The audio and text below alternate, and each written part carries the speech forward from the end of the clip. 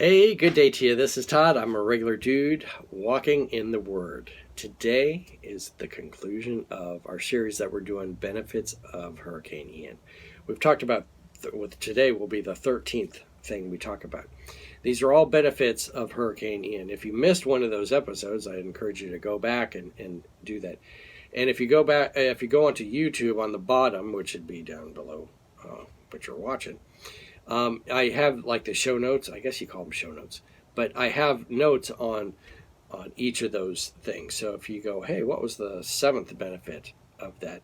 Well, the seventh benefit was, Thanksgiving or whatever. So all those things are listed there. So if you missed one, go back and listen to it, or you can just look at the list down below and say, oh, that's what the one benefit was. Okay. Today, the last one is this. It's a chance to respond to God and repent. Okay. When you had that storm coming through, you saw the power of God. We've talked about this already. You saw the power of God. And now you have a chance to respond to God. After this whole storm is over, you have a chance to respond to God. And really, it's a chance to repent also. Okay. We talked about yesterday how Edom was acting all proud and high and mighty, like, oh yeah, we're the greatest thing, and God brought them down. Okay, and we as people in the United States act all high and mighty, like, oh yeah, we're the greatest thing, and our hurricane can do some serious damage to us. Okay, and hopefully it brought people to their knees to God, and they repent from this whole thing. We'll see with that. Some things in the past have brought people to repent, and it's been a long-term commitment. And then other things have come along and they've repented, and it lasted for a few weeks, and then they were back doing exactly what they were doing before. I want to read today from the book of Amos. Amos has some things that actually deal with this. In Amos chapter 4, verses 9 through 11, I want to read that here, okay? It's funny because as I read through this, you're like, wait, Amos wrote this many years ago, but it pertains to today. Amos chapter 4, verses 9 through 11, it says, "Many times I struck your gardens and vineyards, destroying them with blight and mildew. Okay, locusts devoured your figs and your olive trees, yet you have not returned to me, declares the Lord." Okay? It's funny now because, the Bible. I deal with the mold remediation industry, and there's mold all over the place now, and we've getting calls every other day with needing, people needing help with the mold they have now. Okay, and the Bible talks about mold. Hard to believe, but yeah, it talks about it here in Amos, but then it actually talks about it in Leviticus also, how you deal with mold. That's just kind of a side note that's free for you. But I like this because it says, "Many times I struck your gardens and your vineyards, destroying them with blight and mildew." Okay? When you go into a house now, and I go into a house and there's mold and mildew here there, I'm like, it's not safe for you to live here. Okay? And you need to get out. And here God is saying with gardens and vineyards, hey, I've destroyed them with blight and mildew. Hey, you can't use it anymore. Then God says, yet you have not returned to me. Okay, so people, same thing today. People will be like, man, my house is destroyed. It's full of mold and mildew.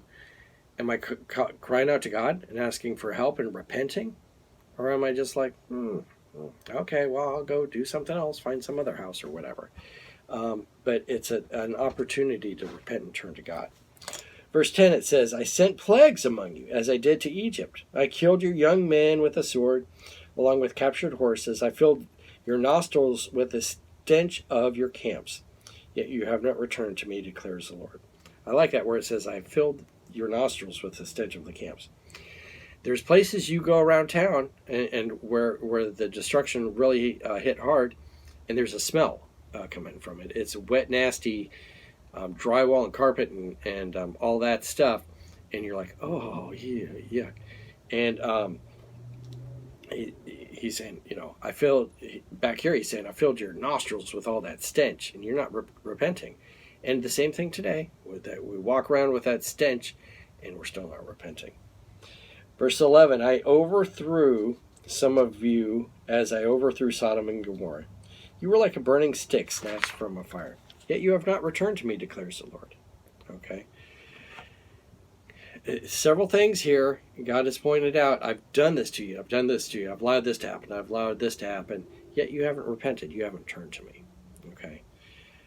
Let me conclude with one last scripture here. Amos chapter 5, verses 18 to 27. Okay. I'm going to read this and you're going to go, wow, that's kind of funny.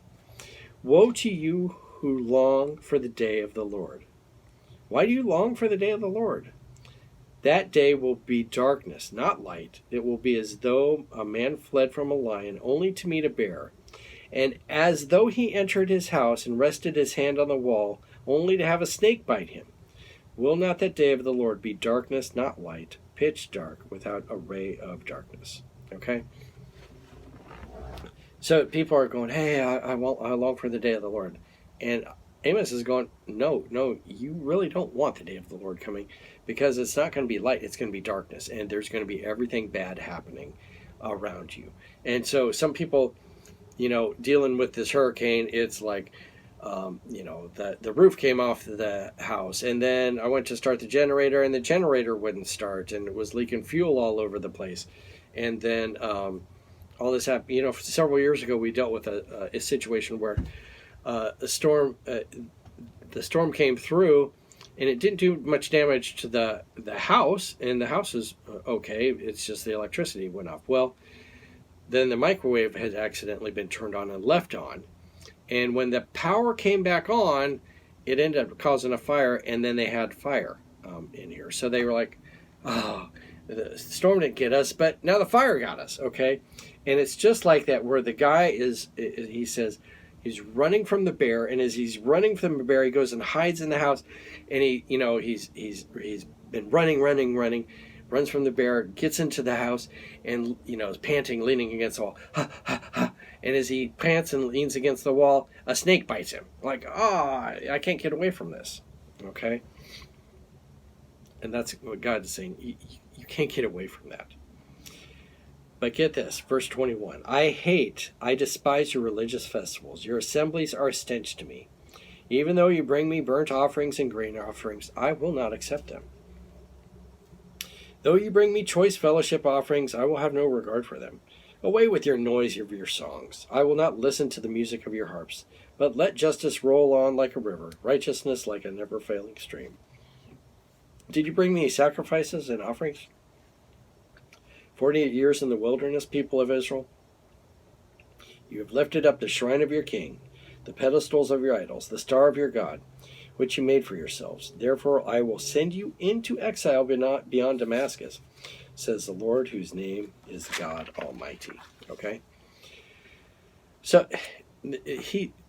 Amos is saying here that God hates all these religious festivals. They were going through all the stuff, doing all the religious things. Much like today, we show up at church and like, I'm here for the hour and a half service, and I'm checking that off. And I did some Bible reading this week. I checked that off.